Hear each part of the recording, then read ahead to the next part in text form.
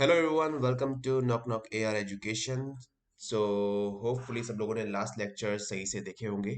तो अभी तक हमने सेट थ्योरी सॉरी इस कोर्स में हम लोगों ने सेट थ्योरी के बारे में पढ़ लिया है और फंक्शंस का जो बेस होता है, लाइक फंक्शन बोलते हैं किसको है, डोमेन किसको बोलते हैं, कोडोमेन क्या होता है, रेंज क्या होता है, वो सब हम लोगों ने लास्ट क्लास में देख लिया है। ठीक है। आज के सेशन में हम लोग देखेंगे कुछ डिफरेंट टाइप के फंक्शन जहां पर हम उनकी डोमेन निकालेंगे एंड रेंज पे बात करेंगे। ठीक है। तो सबसे पहले आज आई थिंक सभी लोगों ने पढ़ा हो क्वाड्रेटिक फंक्शन के ऊपर। एंड क्वाड्रेटिक फंक्शन के ऊपर जो डिफरेंट डिफरेंट टाइप्स बनते हैं पैराबोला के, आज हम लोग वो डिस्कस करेंगे एंड उसके रेंज पे भी कमेंट करेंगे। ठीक है। ठीक है। ओके। चलिए, तो आज का जो फर्स्ट टॉपिक है वो लिखिए,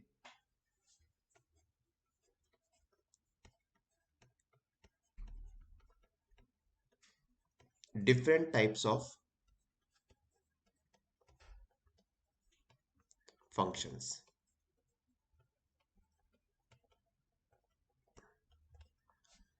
ओके। तो इसमें हमारा जो सबसे पहला जो फंक्शन है वो है quadratic function.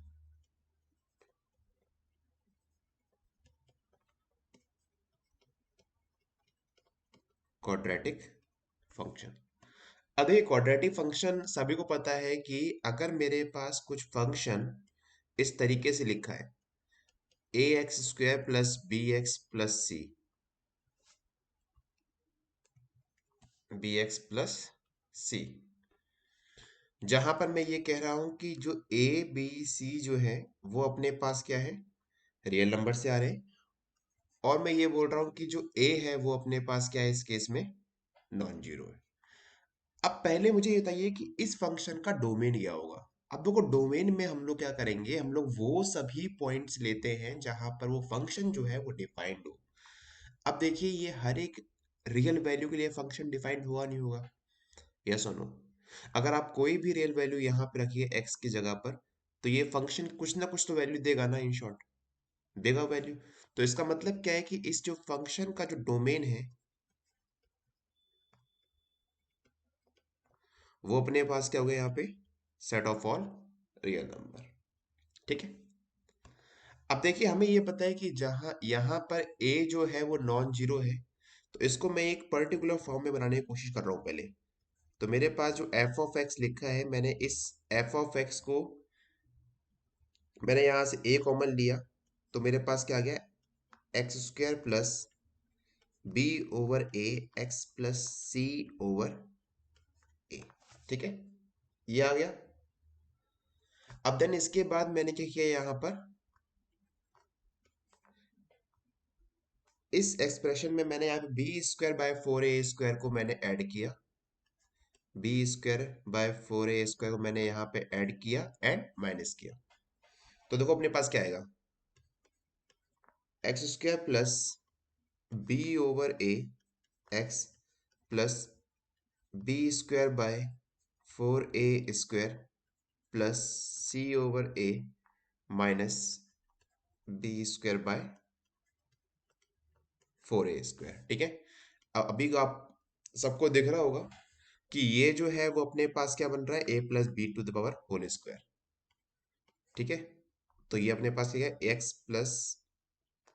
Plus b over two ए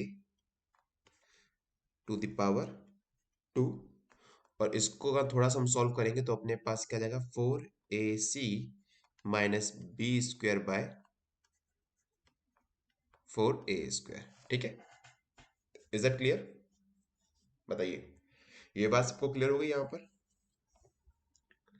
इसको मैं थोड़ा सा और अलग वे में लिखना चाहूँ तो लिख सकते हो यहाँ पे, a x plus b over two a to the power square, minus मैंने यहां से कॉमन लिया तो ये हो गया b square minus four a c over four A square. अब सभी को पता है कि ये यहाँ पे हम लोग क्या मानते हैं, इसको डी मान लीजिए, b square minus four a c. So let D is equals to b square minus four a c. ठीक। तो देखो अपने पास हुआ गया है अब तक, हम लोगों ने एक फंक्शन अज्यूम किया क्वाड्रेटिक फंक्शन, उस क्वाड्रेटिक फंक्शन को हम लोग ट्राई कर रहे हैं अब एक पर्टिकुलर फॉर्म में बनाने के लिए। तो जहां पर डी जो है वो अपने पास क्या है, B square minus four a सी। अगर मैं इस डी की वैल्यू पुट करता हूं एक्सप्रेशन में तो अपने पास क्या आएगा, ए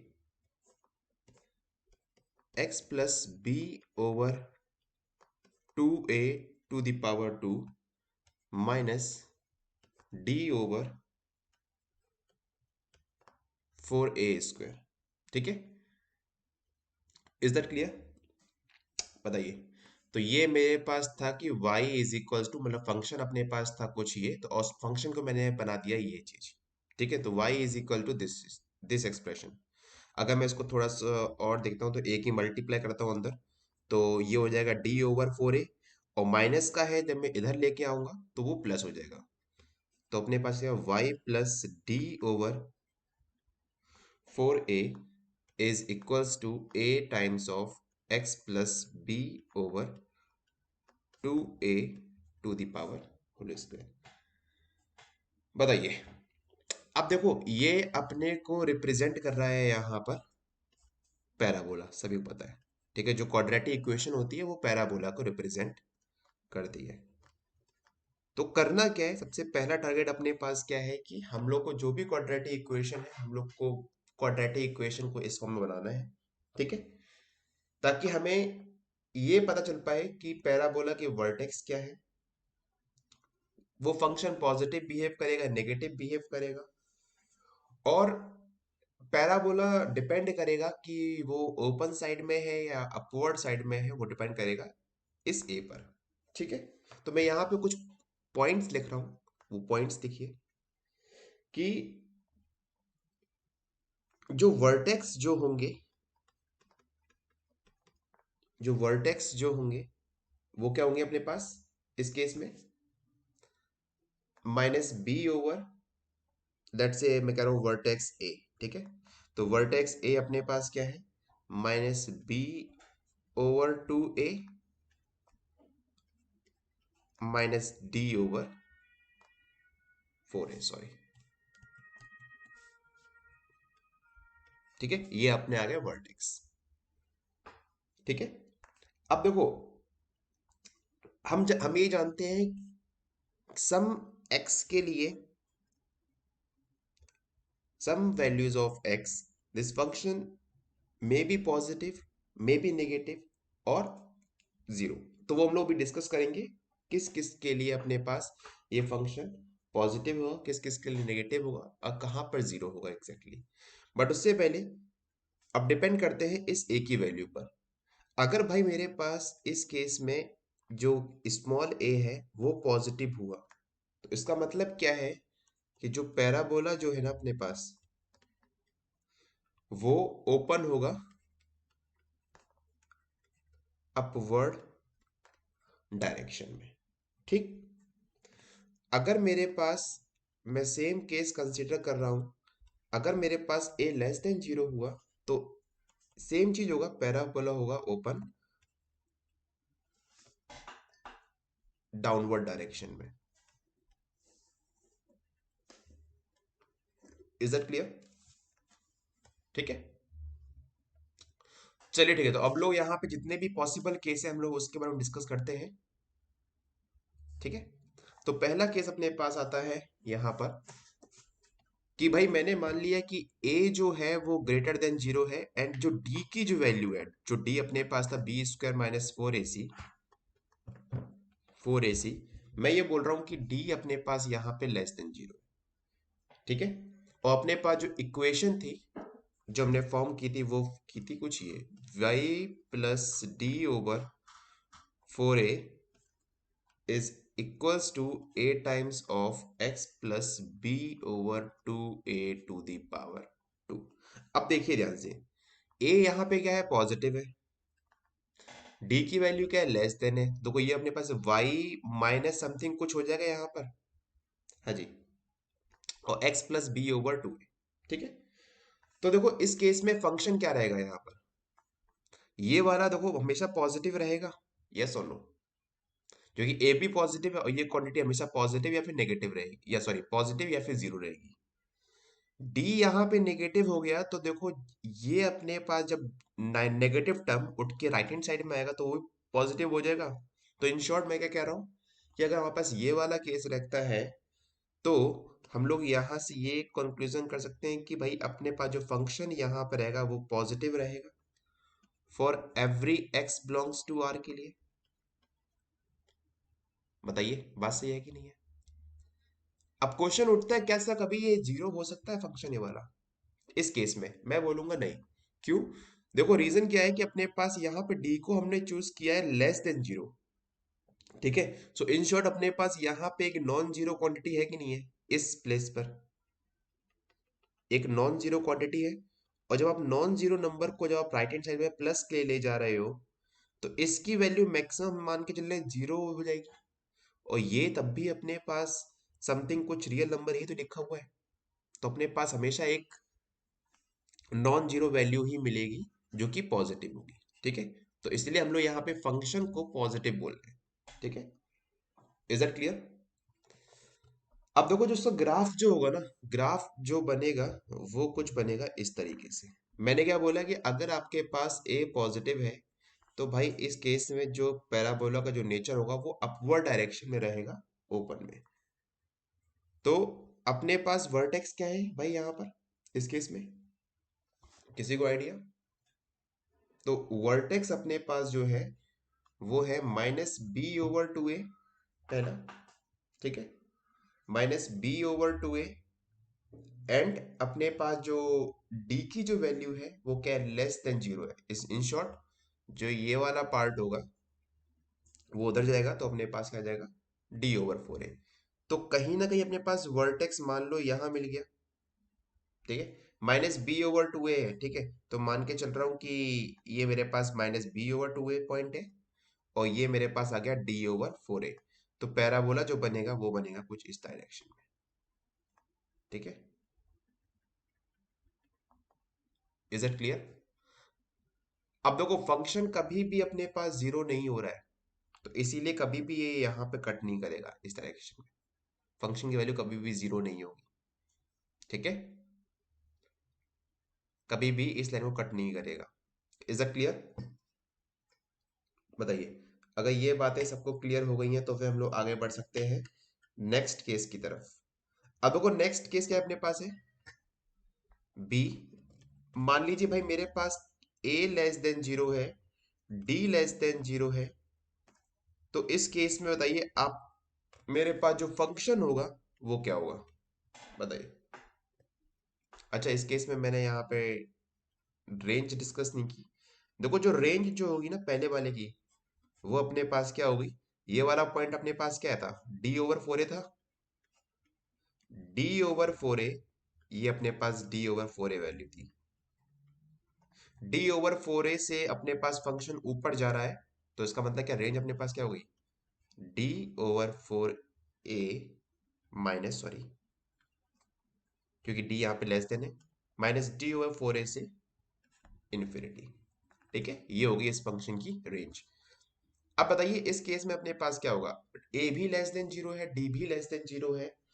तो भाई इस केस में अपने पास जो फंक्शन होगा वो हो जाएगा नेगेटिव।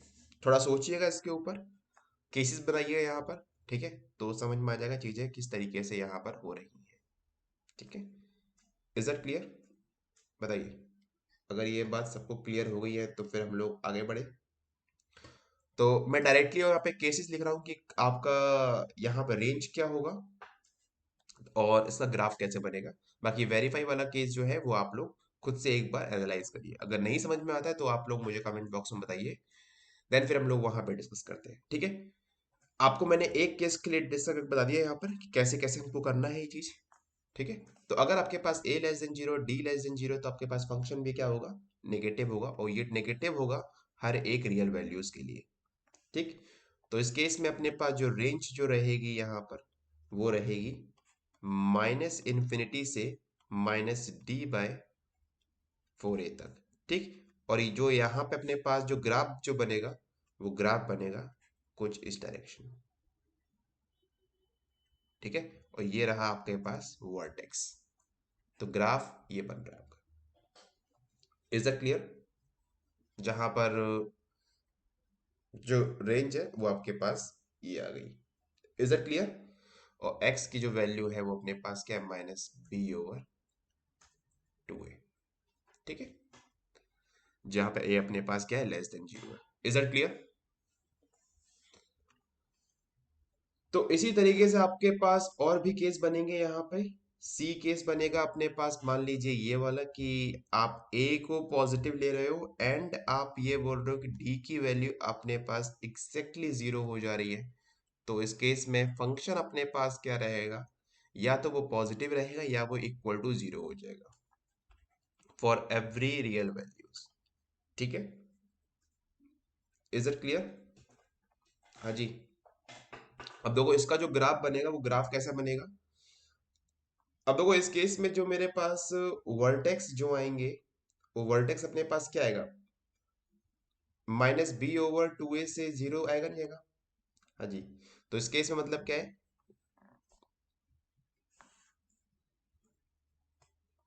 a पॉजिटिव है ना अपने पास, तो ये वाला अपने पास हो जाएगा।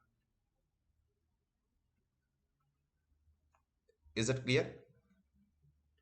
इसका मतलब क्या है, जो फंक्शन है वो अपने पास सिर्फ और सिर्फ पॉजिटिव, सॉरी फंक्शन जो है वो पॉजिटिव होगा एक्सेप्ट दिस वर्टेक्स। ठीक है, इज इट क्लियर?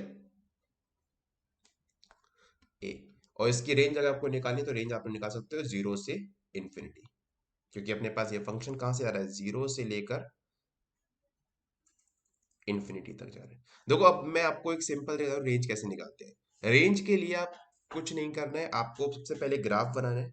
हालांकि अगर आपको ग्राफ बनाना नहीं भी आता तो कोई दिक्कत नहीं है, हम लोग अभी इस कोर्स में जो ग्राफ से हम वो भी कवर करेंगे अच्छे तरीके से। ठीक है, तो मान लीजिए आपने वो ग्राफ बना लिया, तो ग्राफ में बस खाली आपको ये देखना है कि जो आपका फंक्शन है वो कहाँ कहाँ फैला हुआ है। अब देखो इस केस में अपने पास ये जो फंक्शन है अपने पास यहाँ पे अपर रीजन में फैला हुआ है। तो आपको देखना है कि इसका स्टार्टिंग पॉइंट कहाँ से है, जो मिनिमम पॉइंट है। तो अपने पास जो मिनिमम वैल्यू फंक्शन की आ रही है वो ये आ रही है 0, एंड देन 0 से उसकी मैक्सिमम वैल्यू कहाँ तक गई है। ठीक है, तो आपको इस लाइन को इंटरवल की फॉर्म में लिखना है। ठीक है, मान लीजिए इसके मेरे पास क्लोज्ड इंटरवल 0 से इन्फिनिटी दे रखा है। ठीक है, तो ये अपने पास यहां पर आ गया। Is that clear? तो सेम तरीके से आपको आगे और भी केस मिल जाएंगे। तो लाइक अगर मैं डी केस के ऊपर बात करूं तो डी केस अपने पास मिल जाएगा कि आप बोल रहे हो कि ए पॉजिटिव है एंड डी भी पॉजिटिव है। ठीक है, ए पॉजिटिव एंड डी भी पॉजिटिव। तो उस केस में अपने पास फंक्शन के दो रियल रूट मिलेंगे। ठीक, कैसे? वो दो रियल रूट आपके पास ऐसे मिलेंगे। आपका जो पैराबोला बनेगा वो ऐसा बनेगा। ठीक, ये रहा आपका अल्फा, ये रहा आपका बीटा। तो आपके पास ये दो रियल रूट मिल गए हैं, जहां पे मैं बोल रहा हूँ कि alpha is less then beta. और जो फंक्शन होगा अगेन वो पॉजिटिव कहाँ होगा, बताइए। आपके पास जब आपके पास ग्राफ आ गया है तो फंक्शन पॉजिटिव कहाँ हो रहा है? हाँ जी, देख पा रहे हो उस वीडियो आप लोग? फंक्शन पॉजिटिव कहाँ है, माइनस इन्फिनिटी से अल्फा। जैसे आपके पास ये ग्राफ ऊपर जाएगा तो माइनस इन्फिनिटी से अल्फा और बीटा से इन्फिनिटी। तो जो फंक्शन है वो पॉजिटिव हो रहा है, minus infinity to alpha union beta to infinity. Is that clear? हाँ जी। और अगर आपको मैं बोलूँ कि इसका रेंज क्या होगा, वो रेंज भी निकाल सकते हो आप लोग। तो फंक्शन पॉजिटिव कहाँ है, यहाँ है। और फंक्शन अपने पास नेगेटिव कहाँ है, वो है अल्फा से बीटा के बीच में। ठीक है, तो अपने पास ये आ गया डोमेन, जहां अपने पास फंक्शन जो है पॉजिटिव है और नेगेटिव है। ठीक है, और भी आप लोग केस यहाँ पे डिस्कस कर सकते हो। ठीक है, मैं ज्यादा डिटेल में नहीं जा रहा हूँ, आप लोग खुद जितने पॉसिबल केस है वो यहाँ पर आप लोग कर सकते हो बना, लाइक मान लीजिए कि अल्फा लेस देन जीरो हो गया, डी इक्वल टू जीरो हो गया, alpha less than zero, D greater than zero. ठीक है, दो तीन केस और बनेंगे, वो आप केस खुद से एनालाइज कीजिए, देखिए कैसा पैराबोला बिहेव करता है यहाँ पर, एंड उस केस में डोमेन और रेंज अपने पास क्या बनेगी। तो चलिए हम लोग इसके बेस पर एक क्वेश्चन करते हैं और समझते हैं कि हम लोग इस कॉन्सेप्ट को कैसे क्वेश्चन में इंप्लीमेंट करेंगे। ठीक है,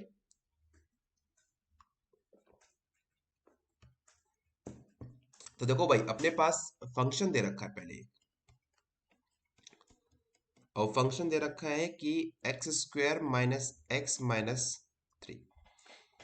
सबसे पहले हमें इसको देखना है कि ये जो फंक्शन है वो एक क्वाड्रेटिक है, सबको दिख रहा है। हमें इसको बनाना है पैराबोला फॉर्म में।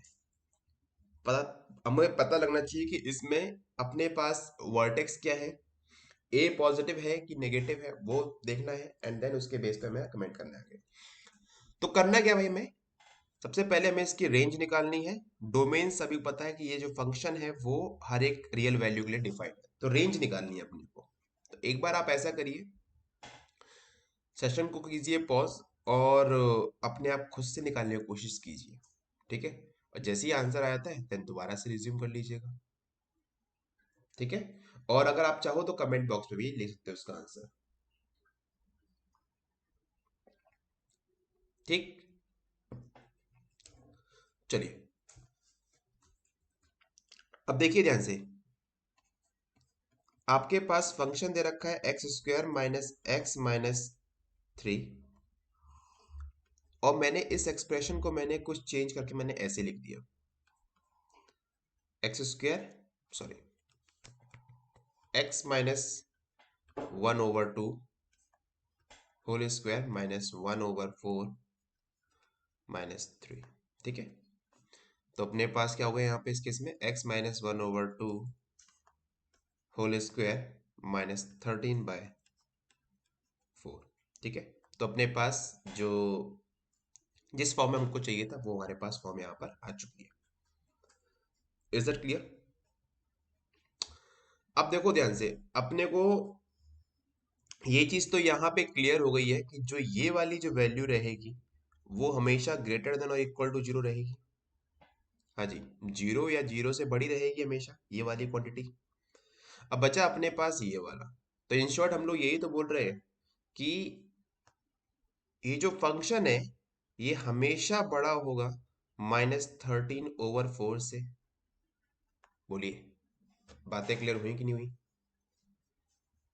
फॉर एवरी एक्स के लिए आप कोई भी रियल वैल्यू चूज कीजिए, आपको हमेशा -13/4 से वैल्यू बड़ी मिलेगी, नहीं मिलेगी? क्योंकि ये तो अपने पास जीरो या जीरो से बड़ी है, तो इस केस में अपने पास जो मिनिमम वैल्यू अपने पास क्या क्या आ गई यहाँ पे, -13/4। और आप डायरेक्टली यहाँ से फिर रेंज निकाल सकते हो। ठीक है, अब एक चीज देखो, इसको हम लोग कैसे यूज करेंगे अपने जो हमने फॉर्म बनाई है वहां से। तो अगर मैं लिखूं y+13/4 is equals to x-1/2 whole square and this. अब देखो, इतना क्लियर हो गया कि जो अपने पास यहाँ पर ये जो क्वांटिटी है वो पॉजिटिव है, तो मतलब पैराबोला जो बनेगा वो बनेगा अपवर्ड डायरेक्शन में। ठीक है, अपवर्ड डायरेक्शन में, और इस केस में अपने पास जो वर्टेक्स रहेंगे वो क्या रहेगा, 1/2 एंड -13/4। -13/4 मान लीजिए कुछ यहाँ पे कहीं आ गया। ठीक है, अपवर्ड डायरेक्शन में बन रहा है, तो आपको पता करना है कि अब ये कट कहाँ कहाँ करेगा, तो वो देखना है। क्या ये जीरो इसका सॉल्यूशन है कि नहीं है इस फंक्शन का? उसके लिए डायरेक्टली आप x is equal to zero put करिए। अगर फंक्शन की वैल्यू जीरो आती है तो मतलब जीरो सॉल्यूशन है, नहीं तो अपने पास आप इसको डायरेक्टली सॉल्व कर लीजिए। ठीक है, तो इस केस में मेरे पास अल्फा एंड बीटा कुछ रूट्स आएंगे यहाँ पर। ठीक है, वो आपके पास ये हो गया अल्फा, ये हो गया बीटा।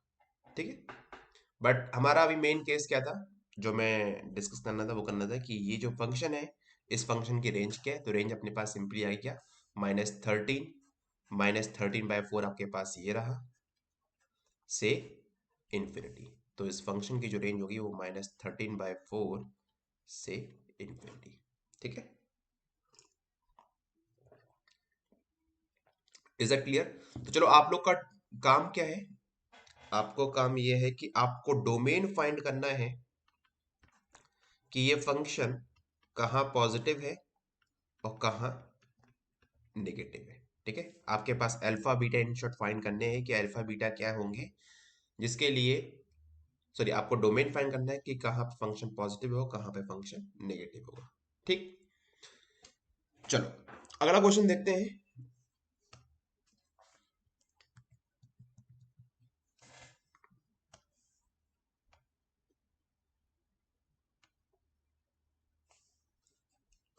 और क्वेश्चन अपने पास है कि हमें यहाँ पे डोमेन एंड रेंज दोनों ही निकालना है। Find the domain and range. तो अपने पास जो फंक्शन दे रखा है वो फंक्शन गिवन है कुछ इस तरीके से, square root of x square minus three x plus two. अब देखो, अगर आपको पता हो तो मैंने लास्ट क्लास में आपको बताया था, जब भी कभी हमारे पास स्क्वायर रूट वाले फंक्शन आ जाते हैं तो सबसे पहले आपको ये दिखाना होता है कि डोमेन के लिए, स्पेशली डोमेन के लिए, कि जो स्क्वायर रूट के अंदर जो फंक्शन लिखा हुआ है वो अपने पास पॉजिटिव या फिर जीरो होना चाहिए। तो इन शॉर्ट हम लोग यहाँ पे डोमेन के लिए दिखा रहे हैं। So for domain x square minus three x plus to, it should be positive. ठीक है, और सभी को पता है कि इस इक्वेशन को हम लोग जब फैक्टराइज करेंगे तो अपने पास क्या आ जाएगा, x minus one x minus two is greater than और इक्वल टू जीरो।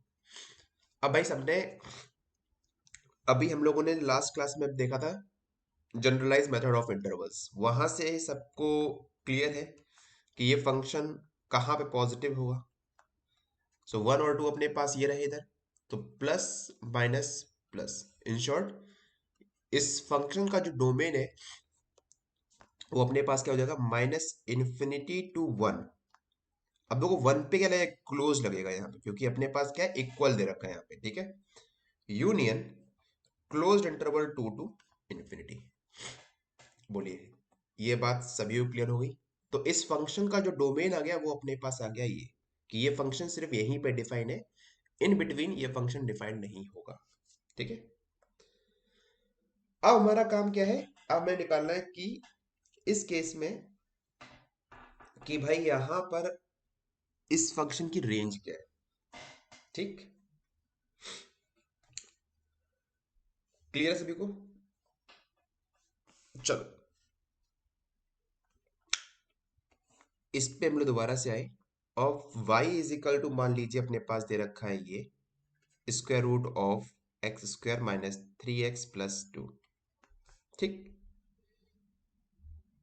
दोबारा से हमें इसको स्क्वायर फॉर्म बनाना है, तो मैंने क्या बोला, इसको थोड़ा इसको ब्रेक कर लिया इस डायरेक्शन में, x minus three by two x, not three by two x, x minus three by two to the power whole square plus two minus nine by four. अच्छा, आप लोग मुझे कमेंट बॉक्स में लिख के बताइएगा कि क्या आपको यहाँ से इस फंक्शन को इसमें कन्वर्ट करने में कोई दिक्कत होती है, तो बताइए। नहीं तो नहीं होती है तो बहुत अच्छी बात है, और अगर होती है तो बताइएगा, फिर मैंने नेक्स्ट सेशन में या फिर जो भी आने वाला सेशन है वहां पे हम लोग कवर कर लेंगे इस चीज को। ठीक है, बट अगर चाहो तो मैं अभी नेक्स्ट स्लाइड पे भी डिस्कस कर सकता हूँ कैसे हम लोग यहाँ पर इस पर्टिकुलर फंक्शन को इस फॉर्म कन्वर्ट करते हैं। ठीक है,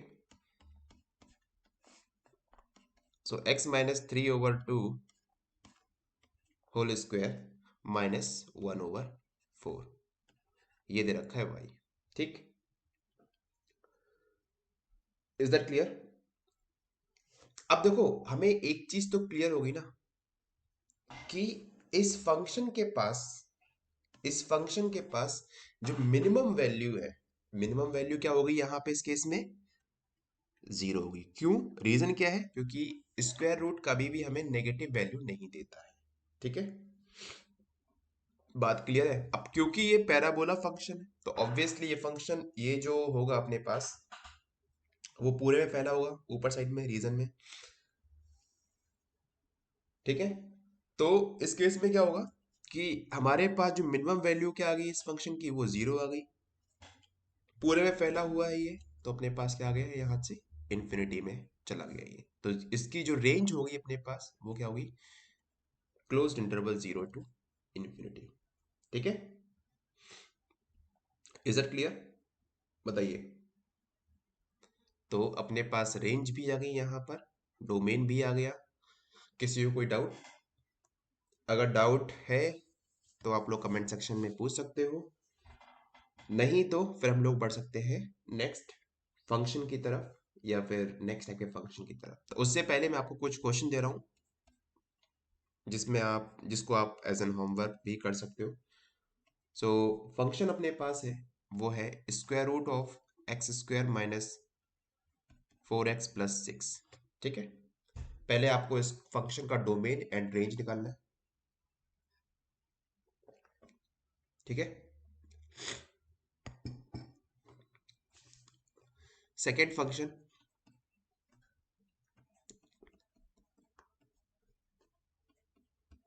x square minus x+1 over x square plus x+1। इस फंक्शन का आपको रेंज निकालना है। ठीक है, फाइंड द रेंज। ठीक है, ये निकालना है। मैं ये कह रहा हूं कि देखो, मैंने यहाँ पे रेंज क्यों बोला है, रेंज मैं इसलिए बोला हूं कि मैंने इस फंक्शन के लिए डोमेन डिफाइन कर दिया इन शॉर्ट। ठीक है, तो आपको इस पे ध्यान नहीं देना कि ये फंक्शन कहाँ पे जीरो होगा कहाँ पे जीरो नहीं होगा। ठीक है, वो आप लोग छोड़ दो। नहीं तो आप लोग चाहो तो एक काम कर सकते हो कि आप इसके सबसे पहले रूट्स निकाल लीजिए। अगर कॉम्प्लेक्स रूट्स आ रहे हैं, ठीक है, तो ऑब्वियसली अपने को कोई दिक्कत नहीं है। ठीक है, कॉम्प्लेक्स रूट्स को हम लोग यहाँ पे नहीं कंसीडर कर रहे हैं। ठीक है, तो इन शॉर्ट वो अपने पास वहां पे हम लोग फंक्शन को डिफाइन कर सकते हैं। ठीक है, इज इट क्लियर? और अगर आपको ऐसा कोई भी रूट नहीं, ऐसा कोई भी रियल नंबर नहीं मिल रहा है जहां पे ये जो पर्टिकुलर फंक्शन है नीचे वाला वो जीरो हो रहा है, तो इन शॉर्ट अब आपके पास पूरी रियल नंबर लाइन पे डिफाइन हो रहा है फंक्शन। ठीक, तो बस खाली आपका जो इंटरेस्ट होना चाहिए फिलहाल के लिए वो होना चाहिए रेंज के ऊपर, कि इस फंक्शन की रेंज क्या होगी। ठीक, एंड आपके पास एक और क्वेश्चन देता हूं यहां पर। फंक्शन मैंने यहाँ पे डिफाइन किया square root of x-1 plus square root of 5 - x। ठीक है, इसकी भी आपको क्या निकालनी है, रेंज निकालनी है। पहले find the domain and range. अब देखो इस क्वेश्चन को मैं ना, पहले मैं आपको एक चीज यहाँ पे एक हिंट देता हूँ इस क्वेश्चन के लिए। अब क्योंकि देखो यहाँ पे आपका दो डिफरेंट फंक्शन है।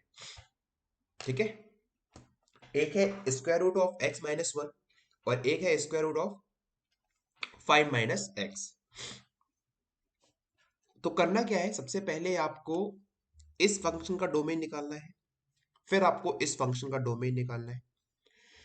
अगर आपको पता है तो हम लोगों ने एक प्रॉपर्टी लिखी थी domain of f1 plus domain of f2 की, अगर आपको क्लियर है तो। वहां पे हमने ये बोला था कि डोमेन हम लोग के पास इस फंक्शन का कैसे होगा, domain of f1 intersection domain of f2। ठीक है, इज इट क्लियर? तो अगर आपको इस फंक्शन का डोमेन निकालना है तो वो क्या होगा, वो आपके पास ये होगा। तो इन शॉर्ट आप पहले इसका डोमेन निकालिए, फिर आप इसका डोमेन निकालिए, फिर जो दोनों का कॉमन डोमेन होगा वो अपने पास इस फंक्शन का यहाँ पर डोमेन हो जाएगा।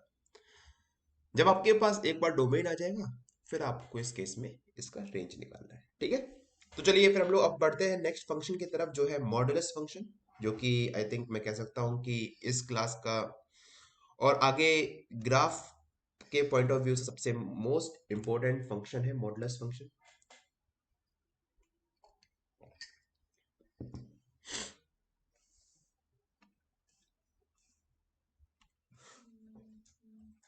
ओके, तो हम लोग शुरू करते हैं अभी मॉडुलस फंक्शन के बारे में, और देखते हैं कि मॉडुलस फंक्शन का डोमेन क्या होता है एंड रेंज वगैरह के ऊपर भी क्या करते हैं। ठीक है, तो उससे पहले हम लोग अभी एक चीज और सीखते चल रहे हैं कि फंक्शन इवन होगा कि ऑड होगा। अब देखो, थोड़ा सा मैं यहाँ पे एक छोटा सा भी बोलता हूँ, चेक इवन और ऑड। ठीक है, मान लीजिए आपके पास, आपने फंक्शन में -x पुट किया और आपके पास function as it is same function आ गया, एफ ऑफ एक्स ही आ गया।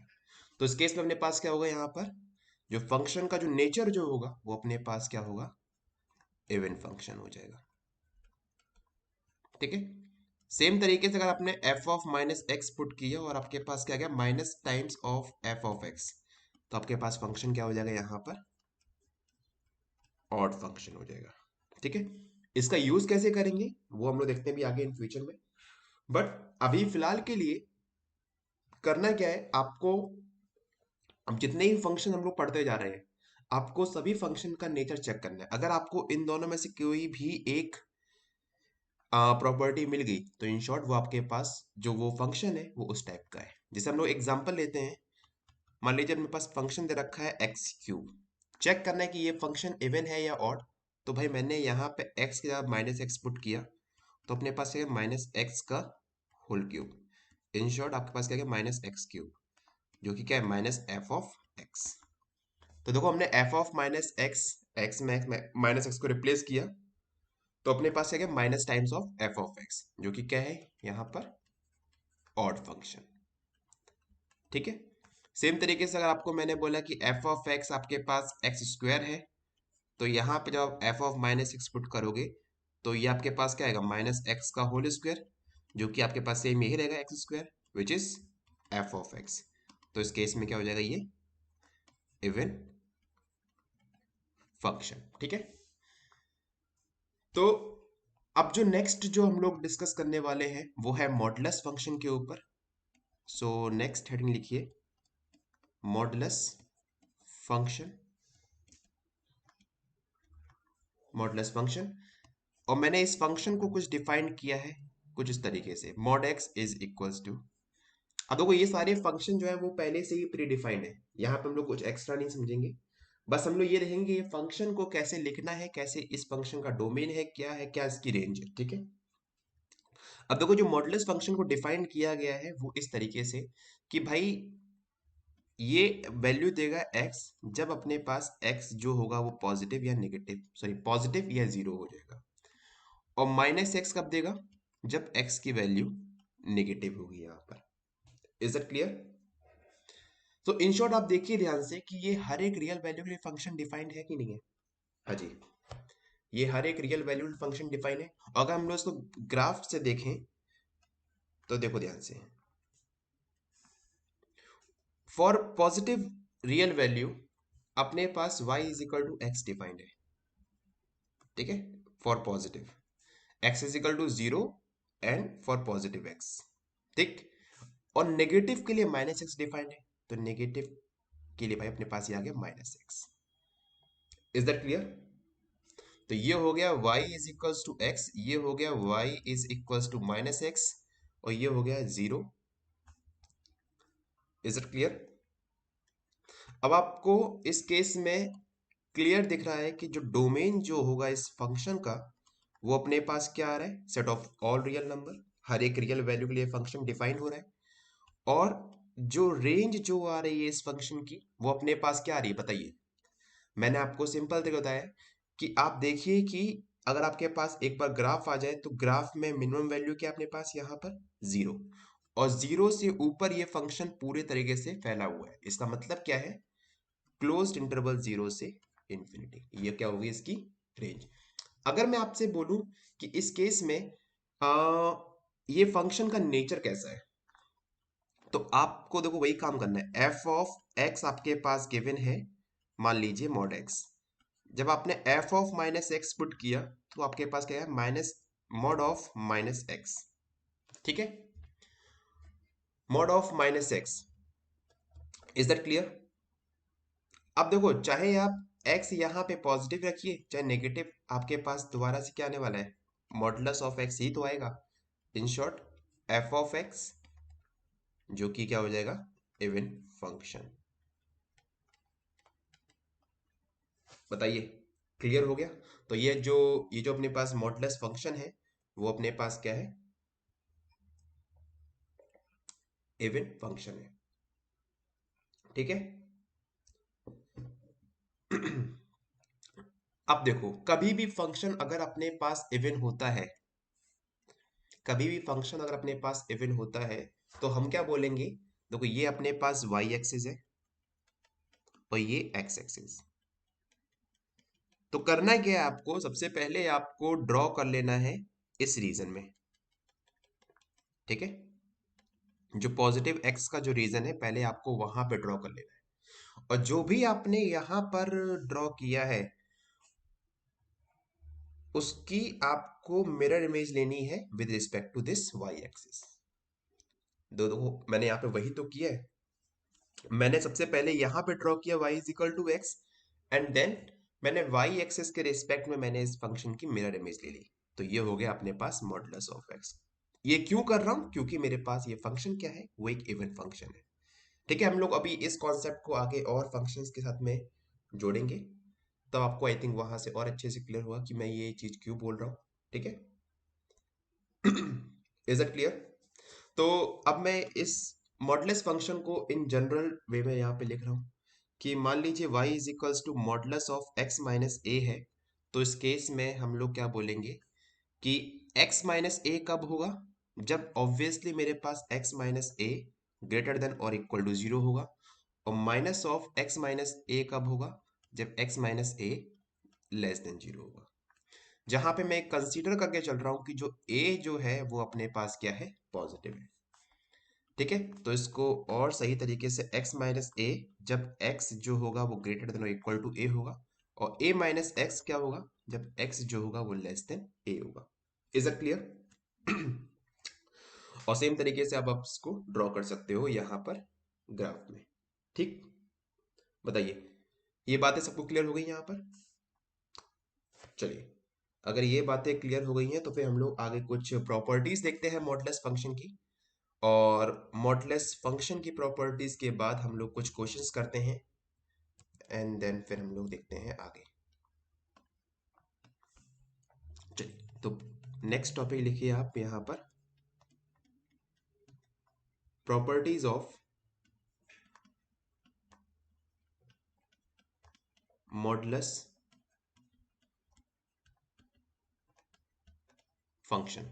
ठीक है, तो पहली प्रॉपर्टी अपने पास है अगर मैंने ये बोल दिया कि modulus of x is equals to some real number, ठीक है, तो उसका मतलब क्या है? अब देखो, मॉडुलस ऑफ एक्स अपने पास ए कब हो सकता है? जब मैं एक्स को या तो प्लस ए चूज करूं या माइनस ए चूज करूं। बात क्लियर है? तो हम लोग क्या करेंगे, हम लोग यहाँ पर इन पॉइंट्स को देखते हैं कि रियल नंबर इन पे दिखते कैसे हैं। तो ये मान लीजिए अपने पास a है, और ये रहा आपके पास, so ये माइनस a है और ये रहा a, जहां पे मैं a को ऑब्वियसली पॉजिटिव चूज कर रहा हूं इस केस में। ठीक है। सो अपने पास ये दो पॉइंट्स आएंगे इस कंडीशन के लिए। अगर मान लो भाई मैंने यहां पर सेकंड केस में डिस्कस किया कि modulus of x is less then और इक्वल टू a, तो इसका मतलब क्या है कि इसको मैं यही तो बोल रहा हूं कि x square is less then और इक्वल टू ए स्क्वायर। हाँ जी, बात क्लियर है कि नहीं है?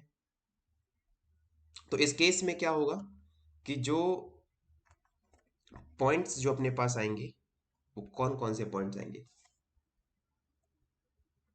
ये रहा माइनस ए, ये रहा प्लस ए। इसको हम लोग कुछ चाहे तो ऐसे भी लिख सकते हैं, then x lies in between minus a to plus a. ठीक है।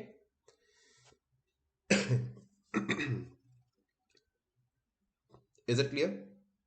तो माइनस ए से प्लस ए, और ये रहा मान लीजिए 0।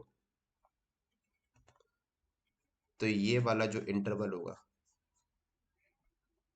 वो इस कंडीशन को सेटिस्फाई करेगा। ठीक है, अब आप कोई भी पॉइंट रखिए इस इंटरवल के बीच में, वो हमेशा इस कंडीशन को सेटिस्फाई करेगा। Is it clear? वही मैंने यहाँ पे लिखा, अगर आप इस डोमेन से कोई भी पॉइंट पिक करके अब आप इस कंडीशन में पुट करते हो तो वो हमेशा इस कंडीशन को सेटिस्फाई करेगा। ठीक। थर्ड प्रॉपर्टी,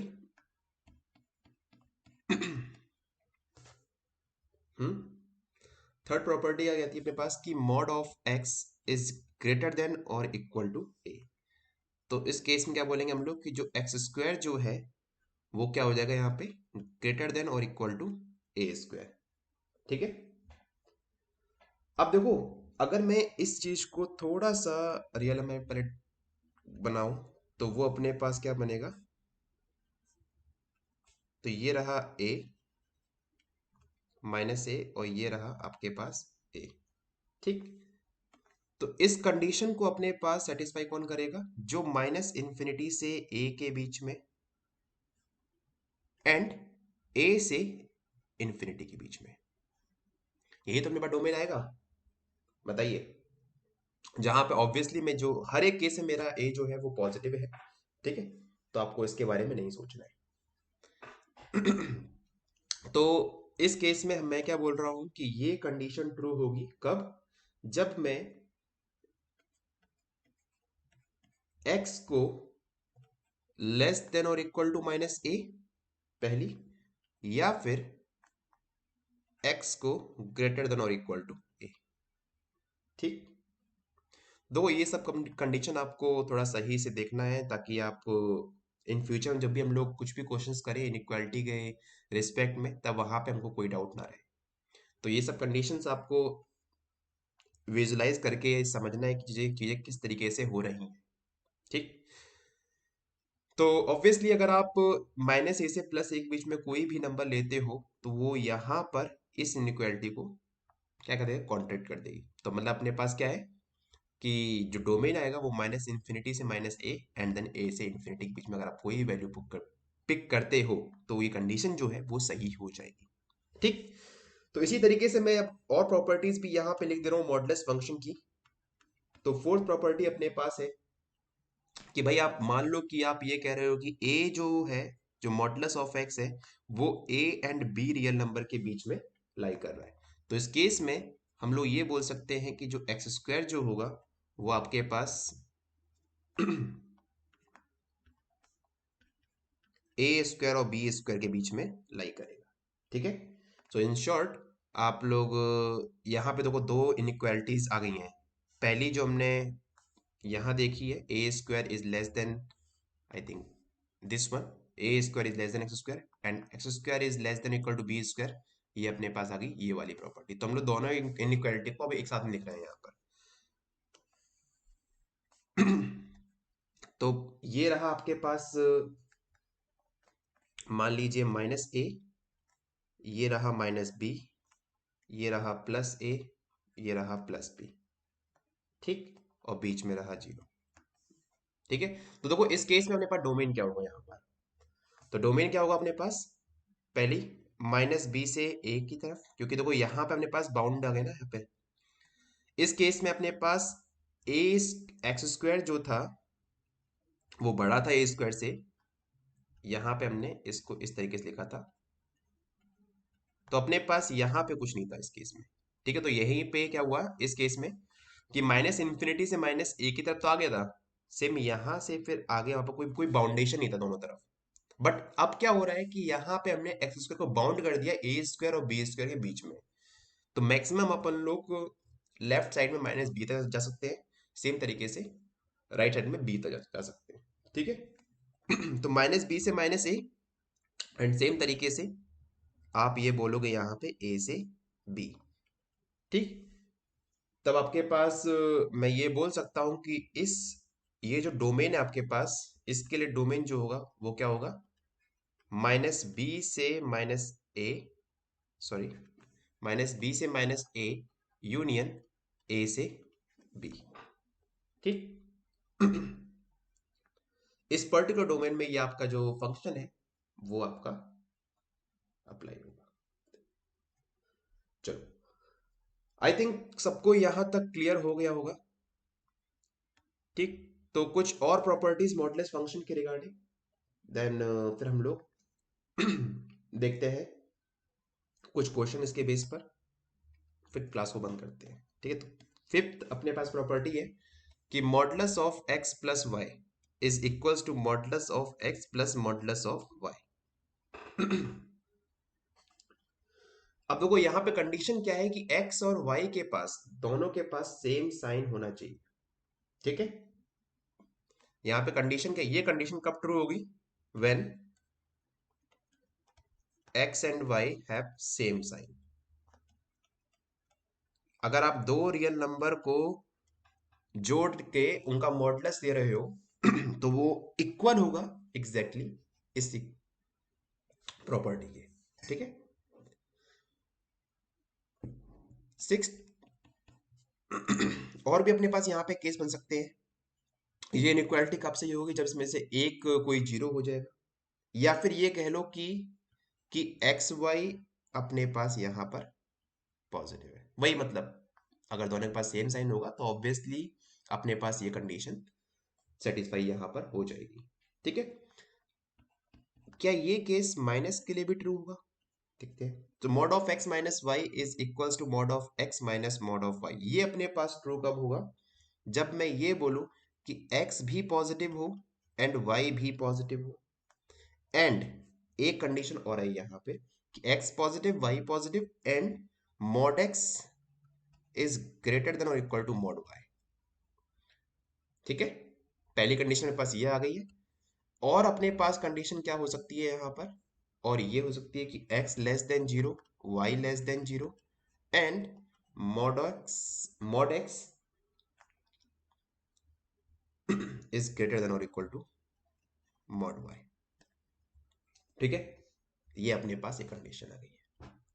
ठीक है, चलिए, आई थिंक जो सेवंथ और एट प्रॉपर्टी है वो आपने काफी सुनी भी होंगी। Mod of x plus minus y is less than equal to mod of x plus mod of y, and जो लास्ट प्रॉपर्टी है वो अपने पास क्या है, mod of x plus minus y is greater than और equal to mod of x minus mod of Y.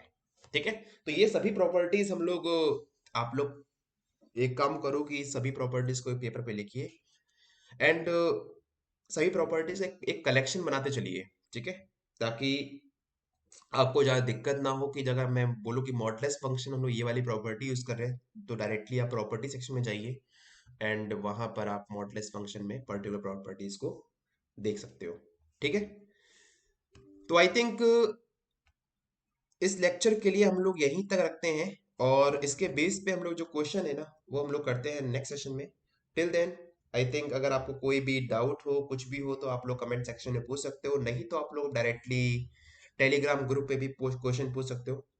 और जो मैंने आपको क्वेश्चन दिए हैं आप उनका जो आंसर है वो कमेंट सेक्शन में दे दीजिएगा। एंड एक चीज और, टेलीग्राम ग्रुप पर थोड़ा सा अभी शांति पड़ी हुई है, तो मैं ये कहूंगा कि आप टेलीग्राम ग्रुप पे जो हम क्वेश्चन आपको यहाँ पे दे रहे हैं, आप उनका सॉल्यूशन जो है वो टेलीग्राम ग्रुप पर पोस्ट कीजिए। ठीक है, जिससे क्या है कि वहां पर बच्चों को थोड़ा दिखे कि हाँ कुछ ना कुछ क्लास में चल रहा है, जिससे मतलब हम लोग होमवर्क भी कर रहे हैं और हमें भी लगे कि हाँ आप लोग सही में मेहनत कर रहे हो हमारे पीछे भी।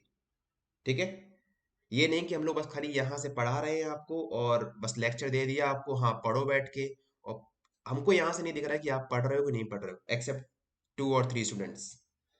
ठीक है, तो चलिए फिर मिलते हैं फिर नेक्स्ट सेशन में। Till then take care, bye bye and thank you so much.